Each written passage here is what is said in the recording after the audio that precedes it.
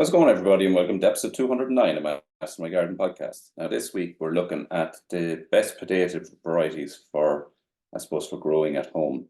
And we've talked about potatoes on the podcast on a few occasions. We've done a couple of in-depth ones in terms of how to plant and how to sow.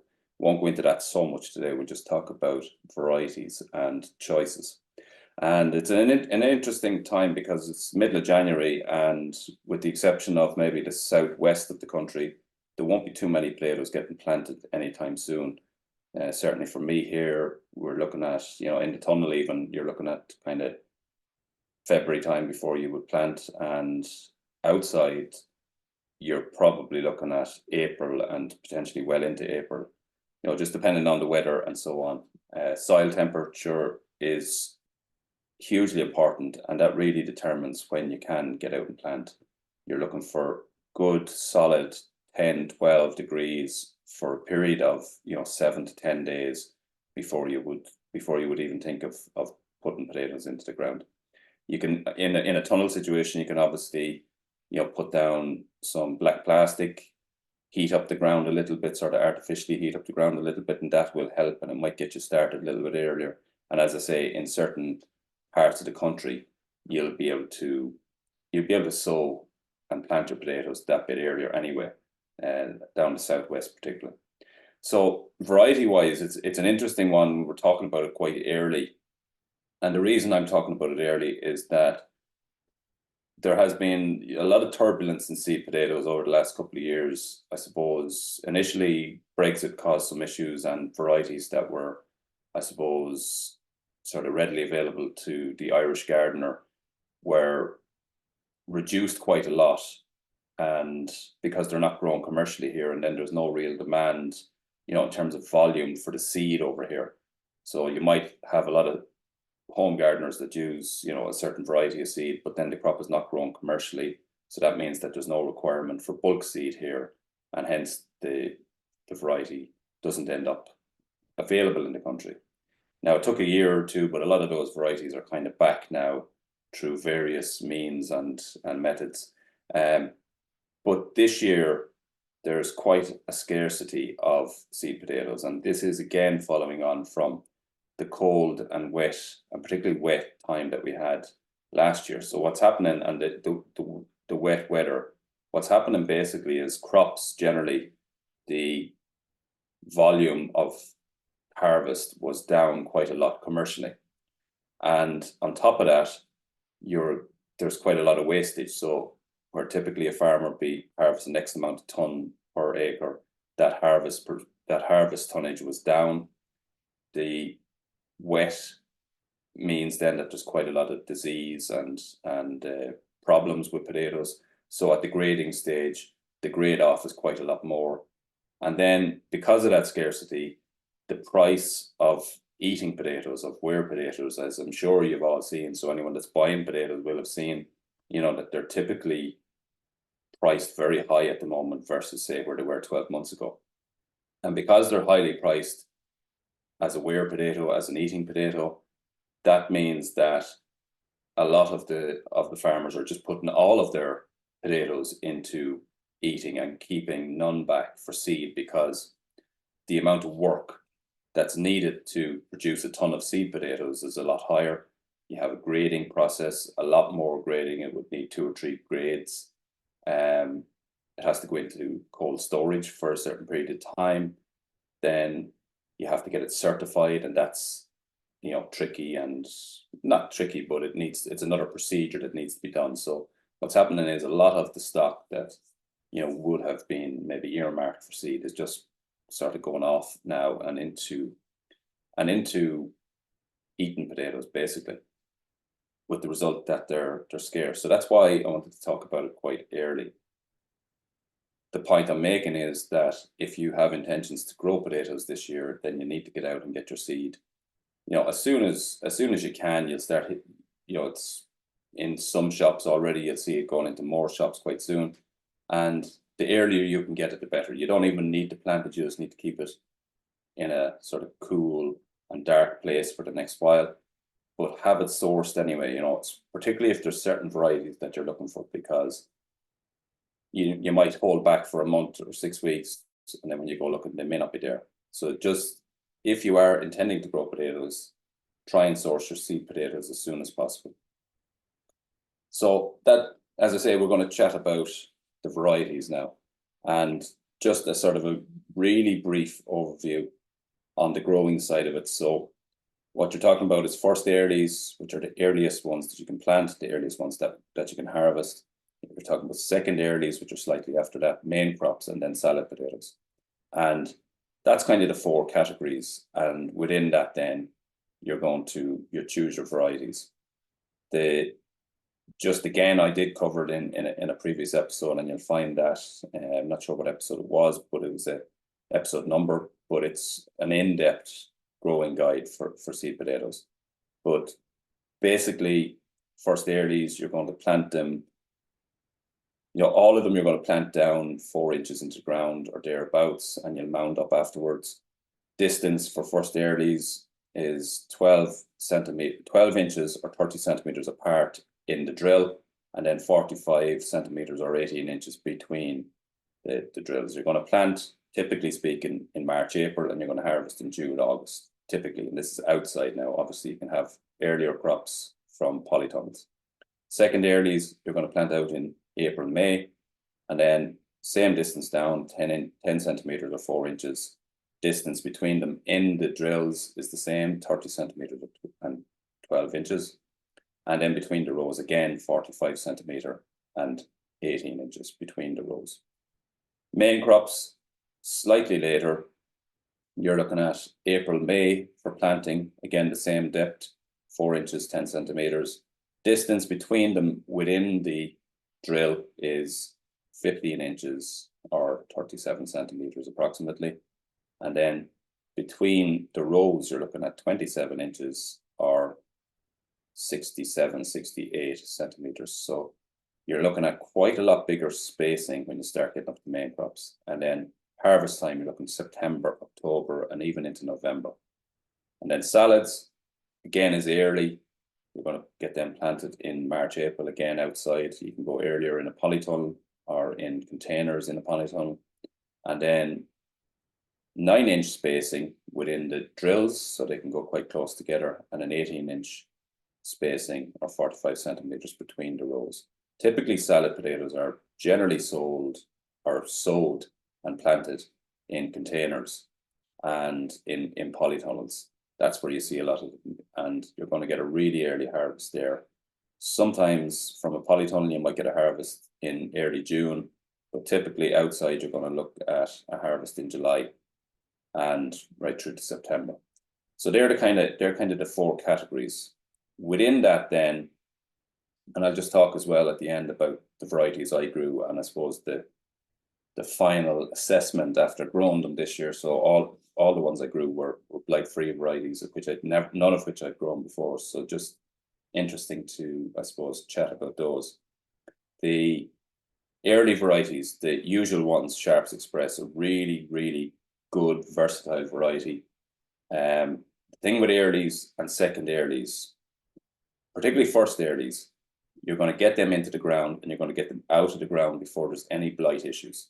So typically, you're not going to have much issue there with blight, and that's why they're so popular with home gardeners. They're very, very early. They're typically the ones you can plant in a polytunnel, and as I say, you'll have an early harvest before sort of blight becomes a big issue.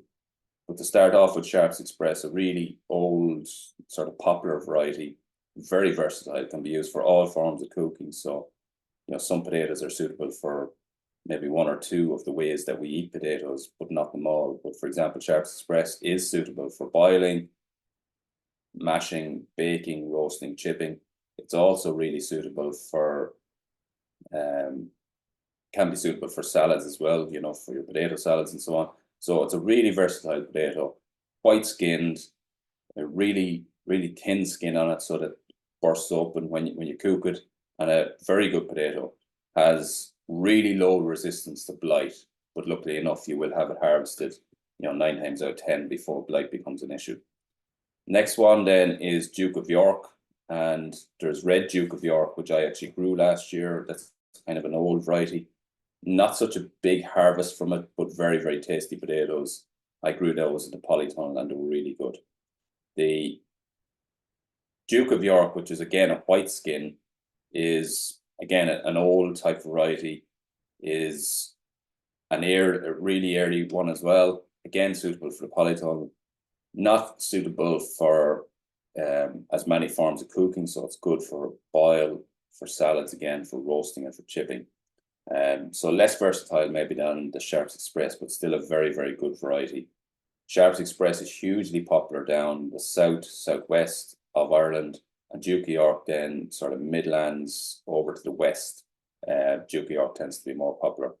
Again, really low resistance to blight, but you're not going to have them in the ground typically when you have blight issues.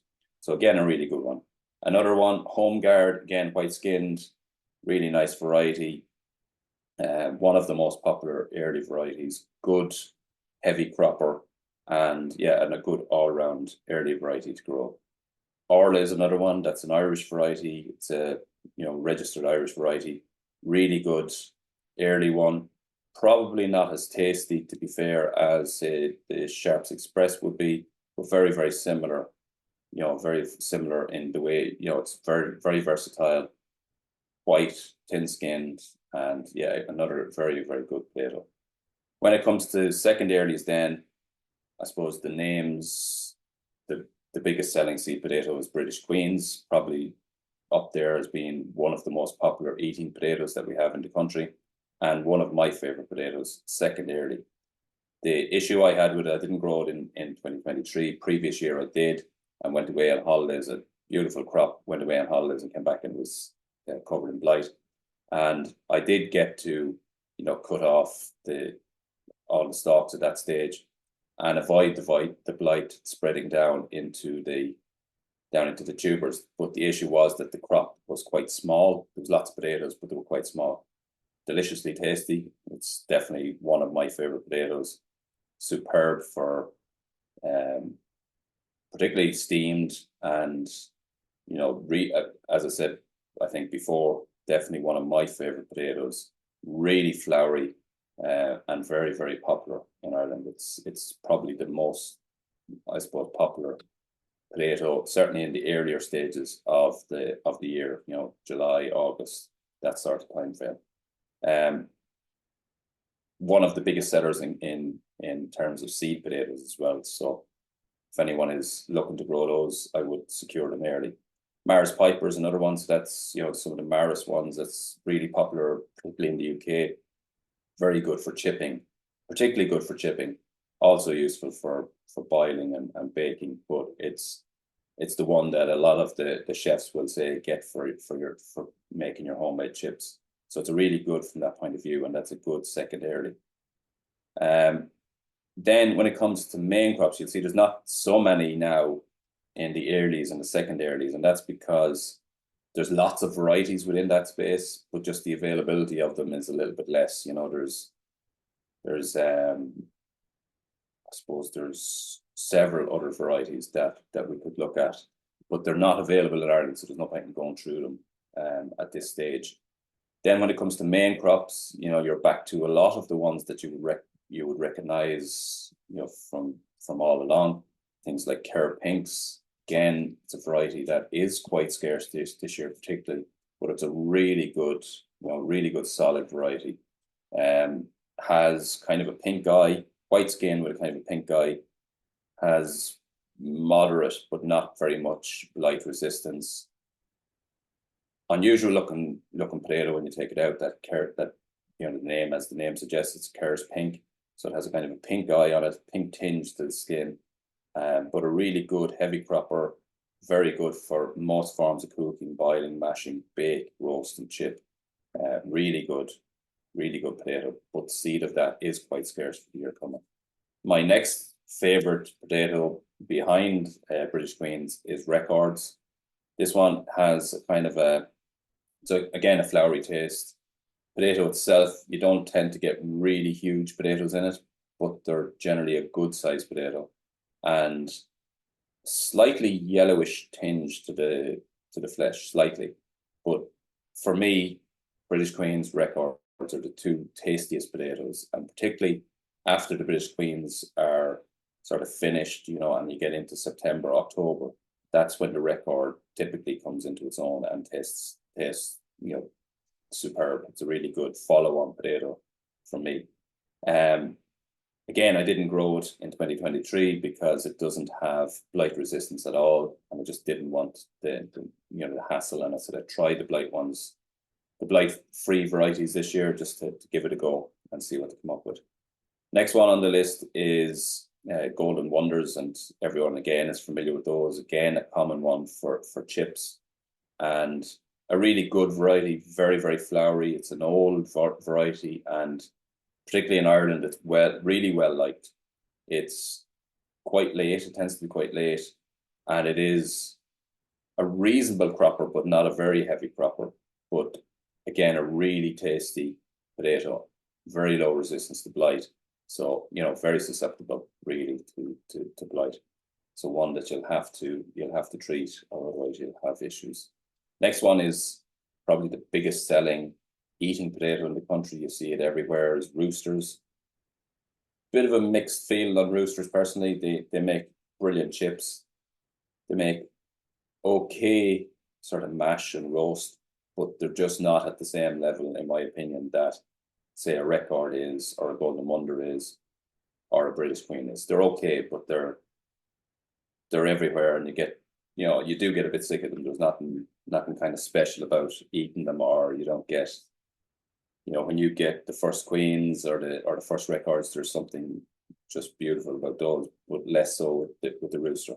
Very good all-around potato, no resistance or very little resistance to any blights.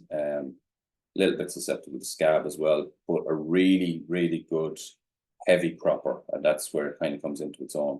Obviously, everyone knows that the really red skin, slightly yellowish flesh, and as I say, a really, really top variety. Other good varieties in main crops, Setanta is one. Unfortunately, very little of it available. If you're lucky enough, you might see some. Has the look of a rooster, grows kind of similar to a rooster, tastes similar to a rooster, and is very versatile. But the benefit of it versus rooster, I guess, is that it has high blight resistance, or pretty good blight resistance. But as I say, very, very limited availability of that this year. If you do see some and you're interested in growing it, grab it, because it's probably not going to be there long, just because there's very little out there. Another one is the Ziri. Again, has some blight resistance. Again, a red skin potato. It's reasonable, pretty good, but not of the same level as Setanta. Doesn't look dissimilar to Setanta. Quite a good versatile potato, and looks similar, but not, as I say, not of the same level as Rooster or Setanta. Other varieties, then you're looking at, there's ones like Kelly, which is a very heavy cropper. It's a white skin potato, very heavy cropper, and that one would have come from sort of the chipping industry. So that that tends to mean that it's going to be a heavy cropper. It's tasty enough. It's not. It wouldn't be at the same level as the old favorites, but it's a reasonable potato. And what other ones have we? King Edward is another one that we have. Don't particularly like that one myself. Nice, attractive looking, not dissimilar to the Carapinks, except that there's the potato itself is a little bit bigger, a bit more elongated. But a nice potato, very versatile, heavy cropper, particularly heavy cropper actually. No resistance to blight whatsoever. But again, a good variety, very, very popular in the UK. Less so here, but it is a good potato. And that's kind of the list of main crops that you'll see. There's a couple of very useful, I suppose, what we call salad potatoes that are good. I've grown Charlotte before. I've grown them in containers before. I've grown them in the tunnel before. Really good cropper, and a really nice potato early, particularly, as I say, from a tunnel or something like that, or as a really early crop outside. Salad potatoes are not, it's more for steaming and adding to salads, not your typical sort of mash or chipping potato. It's very much a salad potato, but it is really nice for that. And you'll see lots of them available. It's a really white, clean looking, skinned, white skinned, clean looking potato. Not huge in terms of size, but again, you'd expect that from a salad potato. But a very good variety. And if you are going to grow, a salad potato, it's an excellent choice. Other one that you see kind of a little bit of a novelty in terms of shape is pink fir apple. You'll see that quite a lot. I've never grown that one personally. It's quite long, elongated and knobbly, but interesting looking, decent cropper. Can't speak for the taste of it because I've actually never eaten one, but I know they're very, very popular and people speak highly of them. So I'd say you wouldn't go too far wrong if you're looking for salad potato and you got pink fir apple. Then to come around to the ones that I grew last year, and I suppose the feedback on them at the end of the growing season. So I started with 4 blight-free varieties. I did grow some Red Duke York for an early crop in the tunnel, and they were delicious, very low, a very small crop from them, but very, very delicious, very nice, and they were worth growing. I will definitely grow an early again, but I don't think it'll be Red Duke of York this year. Probably be Sharps Express, just to go back to that, because I have grown it in the past and it has been, to be honest, much better. When it comes to the blight-free varieties, I was really impressed by the ones that I had. So I had Vitabella, Alouette, Carolus, and Sarpo Axona. And there's several Sarpos. They're all blight resistant. So there's Sarpo Mira, Sarpo Una, Sarpo Axona, and all have good blight resistance. Carolus is a potato that it's a main crop. So Axona is a main crop. Carolus is a main crop. The next one I had was Alouette. It's a second early, and Vitabella, which is an early. So to give you the rundown of them all, none of them got blight. They had really, really strong blight resistance. So from a blight perspective, you have absolutely no worries with them. Vitabella, really good harvest on it, quite big potatoes, beautiful, absolutely beautiful potato. We'll definitely be growing them again. High blight resistance. Now, in the area when I planted all 4 of these varieties, I did have quite a lot of slug issues, and that has been the biggest problem. But that's no fault of the potatoes, so that's something that I would need to remedy if I was going to go back into that area in the next few years. But in terms of the quality of the potatoes, Vitabella was superb. Definitely grow it again. Some, but not much, slug issues on them. As I say, not much, and it was the one I harvested first, so that might explain why I had less slug issues there. Alouette, the second early, a beautiful red potato, not dissimilar to a rooster or a satanta. That got absolutely ravaged with slugs, and it was so frustrating because there was a brilliant crop, a really heavy crop, and by the time I started actually getting in to harvest it, the damage was already done. If I had to kind of know maybe a little bit earlier, I probably would have took them out even a bit smaller, just to save on that. It was so frustrating. I actually recorded a short video which has 800,000 views on TikTok of me peeling back the skin and cutting where the damage was, and just it shows a full potato, which by the time I was finished paring back the damage was literally a marble in my hand, and it was really frustrating. Now I was able to pick out some out of it, but it was just a lot of effort to get some good ones out of it, and the crop was really badly damaged by the slugs. Having said that, from a taste perspective, it was delicious, really good. And so I would grow it again, but I would have to be conscious or more conscious of slugs. What caused the slug issue? It was new ground for where I was going into. There was and is a hedge that runs along it, so slugs would have had a lot of hiding areas there with leaves and debris underneath the hedge. So the slugs would have been in the vicinity, obviously helped by the really wet summer. Again, would have been helped by the fact that I planted these into loose soil in a no-dig way, so I didn't create drills. And that worked really well from the point of view of having a good crop, but it doesn't help if you have slugs in the ground. So the mounds definitely help from a slug perspective. Wouldn't have solved the issue completely. I still would have had some issues, but I probably would have had less issues. But Alouette, Vitabella, definite for me again this year. Alouette, again, I would say more than likely tasted really good variety. Absolutely no blight issues with either of them. Carolus, the next one, not so good of a crop. In fact, quite a poor crop. Some of them were hardly worth digging, and this is in the exact same ground that the Alouette and Vitabella performed brilliantly. So Carolus really didn't perform well here. That being said, a lot of people speak really highly of that potato, so I will try it again. Whether I try it this year or not, I don't know, but I will definitely try it again. And Sarpo Axona was a complete fail again for slug reasons.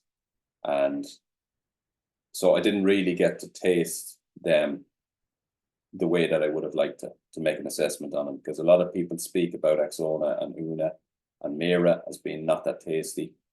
But I was, somebody had said that the longer you leave Axona in the ground, the better it tastes.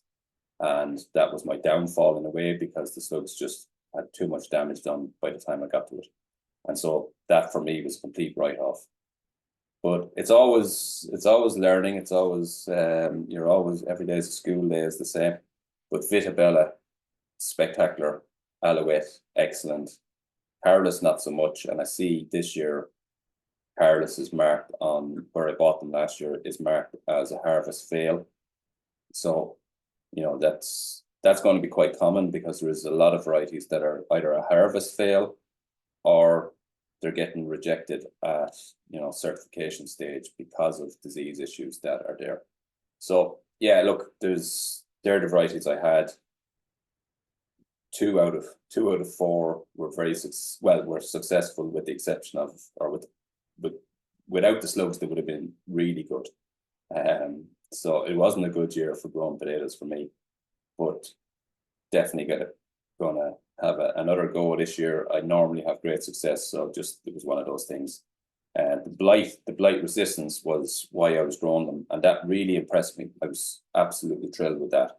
Didn't have to spray them. Went away for my holiday, come back and they're still perfect, and that's a big plus, to not have to do that on a consistent basis, because it's so easy. Especially when we get so much wet weather like we did in the year gone out, it's so easy to miss a week, and then next thing the problem is on top of you, and it's very hard to reverse it or even to control it at that stage. So for me, blight-free varieties were the way to go, and are the way to go. And I just need to watch that next year. Particularly need to watch that with the slugs, because that was the only downside of growing those varieties. So as I said, it's kind of a short enough episode. I just wanted to cover off those varieties. I have spoke before about what you need to do to grow, in terms of your planting depths and sizes and treatments and all of that sort of stuff. But this was more practical stuff on the actual varieties and which ones may or may not suit you in your garden. Reason being, stock is definitely going to be tight out there. So I would, if you're planning to grow potatoes, if you're thinking about growing potatoes, I would be sourcing seed, as soon as you can. You can keep them then in a dark and cool place for the next while until you're ready to actually plant them out. Some people will be chitting them quite early, and they're probably chitting them already in certain parts of the country. I personally don't. I find that if you just wait till the ground temperature, or induce the ground temperature up to a certain temperature by using the likes of black plastic, then that kind of gives you the start that you need when the potato goes into the ground. Cold ground, that is really where you get a really slow start with potatoes. If they hit the ground and there's heat in that ground, they will burst out of it, and that's where I think it's more useful than having the chitting pre-done. So, but everyone has their own opinions on that, and I know a load of people do the chitting. People get great excitement out of it and find great benefit in it. Just personally, I don't or haven't used it so much in the past, but that's not to say I won't in the future. So yeah, a really short episode, just chatting about potato varieties. Next week's episode, going to Australia actually for the first time, I think, and I'm chatting with Kate Flood, who's the compost coach. And Kate talks about everything to do with composting. She's just released a new book called The Compost Coach. And we talk about everything from bokashi bins to hot composting to slow compost to compost teas, biochar, and lots in between. It's a really interesting and entertaining chat. And you'll learn so much about compost in next week's episode. And that's been this week's episode. Thanks for listening. And until the next time, happy gardening.